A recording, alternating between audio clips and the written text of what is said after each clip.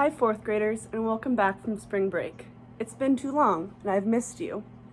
I hope you were able to read some, if not all, of these books while you were away.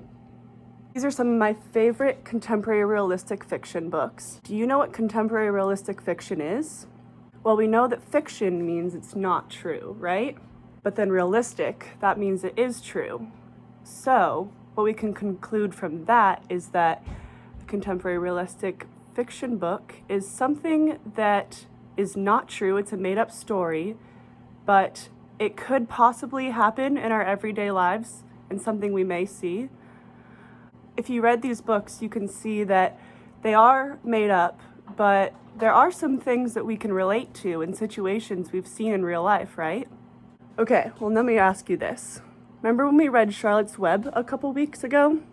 Do you think that's a contemporary realistic fiction book? Well, don't the animals talk? That can't be real. Although they are in a realistic setting, such as a farm, with real farm animals, they do talk, and that's why it's not real. What about Because of Winn-Dixie? Is that a realistic fiction book? The answer is yes, because although the story is made up, the author made up the story, what goes on during the story is true. You know, she finds a dog and she keeps it, and they become best friends, such as a lot of people in this world have done. Did you know that there are 8 categories within the contemporary realistic fiction? Well, let me tell you. The first one is animals. So, Because of Winn-Dixie, that's an animal story because there's a bond between the human and the pet. The next one is humor. One of my favorites. You know the Junie B. Jones novels that we read? That's contemporary realistic fiction. What goes on in those are usually short, funny stories.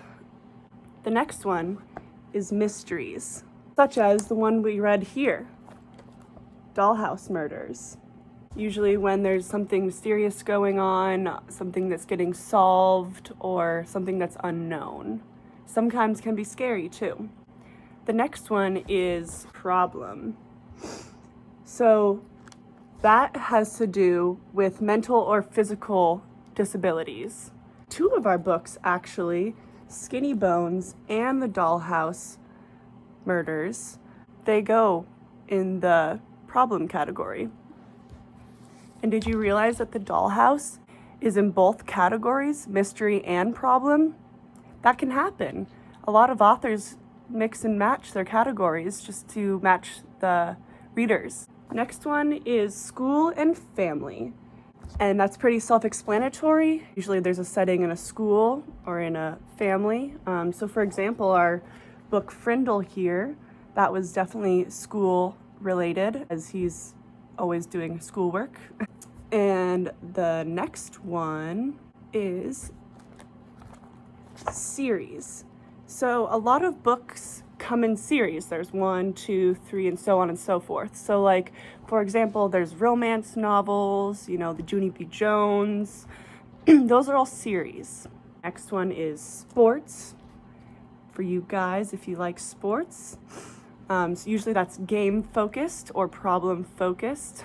And usually there is a problem that is getting solved within a game or an issue, and that's the sports. And finally, the last one is survival and adventure. So our last book that we actually read was Bridge to Terabithia.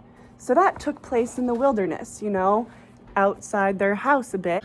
And usually in survival category books, there's survival or discovery being found, which we do see that in the novel Bridge to Terabithia. Now we're gonna actually go into the book Crash that we may have read over break, and I'm gonna read a short passage to you. So it goes. Later, the 3 of us were sitting in Scooter's bed. This is something that goes way back to when Abby and I were little. We would climb into his bed in our pajamas. It was dark outside. The only light would be from the hallway, and Scooter would tell us stories. Not Cuddy your teddy bear stories, but screamer stories, tremble stories, sink your teeth in your teddy bear stories. So, After reading that, can we draw a conclusion to what they may be doing next, or who is speaking at this point of time? So what I can conclude is that maybe they're getting read their bedtime stories, and Crash is anticipating getting read his bedtime stories from his grandpa. I can relate to this, as I used to love getting told bedtime stories, and that was my most favorite time of the day.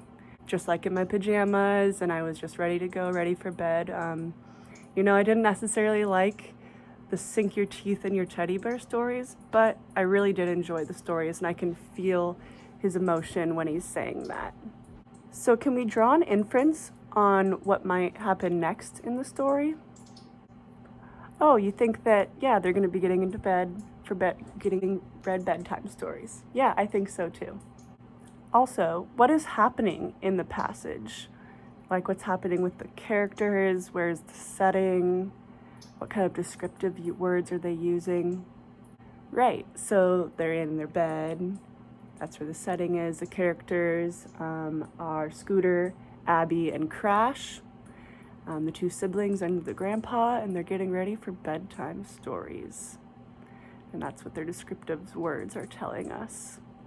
All right, so now I want to give you guys a try. I'm going to go ahead and read the passage from Skinny Bones.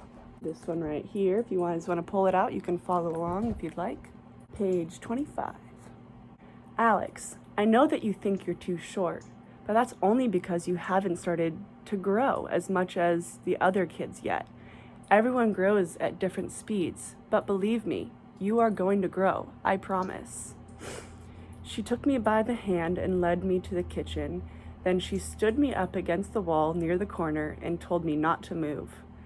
At first, I thought this was some weird new punishment she'd read up in one of those parenting magazines, but instead, she got a pencil and made a mark on the wall at the very top of my head.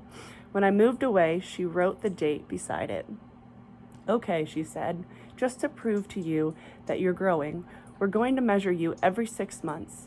That way, you will be able to see the change for yourself. Well, all I can say is 6 months is a long time to wait, especially when you're worried about having to go flitting around the countryside dancing a jig in a green top hat. When the day finally came to measure me again, I was nervous as anything. So now I want to ask you a couple questions based on that. So after reading this, do you think that this is somewhat realistic? As in, do you think that other kids might be going through the same thing? Yeah, I think so too. Does anyone relate to this? Anyone else have a little markup on their wall? Yeah, me too. I used to do that too. So I think that we can draw a conclusion that this passage is very realistic and maybe what most of you have done. And I think that really proves to us that this is a full contemporary realistic fiction novel, and the writing displays that. So I want to just draw another conclusion and say that with this newfound knowledge, with the 8 categories and, what you might find within those 8 categories when you're reading those novels, do you think that you'll be able to know how to go into a library and find the book you want? Yeah, I think so too. All you have to do is say, hey librarian, I would like a contemporary realistic fiction mystery book. And she can draw you straight to that. And I think it's really important that you have that knowledge and those skills now, and those will help you throughout the whole rest of your life too. And you'll keep building on that, and you'll learn more genres and more books, and it'll be great. So I think I'm gonna end the class today with a handout, if that's all right. I will be passing out the handouts, but first I will explain it to you. So there's a spot for you to put your name and your date. And I'm gonna give you a number of passages to read from our 5 novels we read over spring break, right? Right. So the first part of the handout will be writing that passage out, the one that you choose, the one that, resonates, one that you can relate to. And you're going to then write out connections that you made, you know, maybe towards a character, maybe what the character is doing, or maybe where they're at, you know, maybe they're in the high school gym and you can relate to that because you had gym today. So you're going to do that, and then you're going to go back to the passage, and in the text you're going to just find those key distinctive words and you're going to put that right next to it. So it's me, why you relate, and then the distinctive words, descriptive words, I'm sorry. And then you're gonna do that a couple times for different passages, and you'll have a number of passages to look through. And then the next question will be, explain how this passage fits into realistic fiction using at least 2 examples and details from the passage. So once again, reading those passages that I hand out to you, the next question will ask you, explain how this passage fits into realistic fiction using at least 2 examples or details from the passage. So just like we did before, when I was reading about Skinny Bones, we are going to find the text that, you know, makes it stand out, like she made a mark on the wall. That's realistic, you know, because that's what we've done. And so you'll find those context clues that prove that it is indeed realistic fiction. So that's number 2. And then the last question, once again, going over these 8 categories, we have animals, humor, mysteries, problems, school and family, series, sports, and survival or adventures. You're going to choose any of those 8 categories and choose one of the passages and see if it fits into one of them. And like I said, there can be multiple. So, you X the box as it's needed, and I will once again be walking around and be able to ask you questions, but I thought I would give you all of the expectations beforehand. I'll see you guys next time.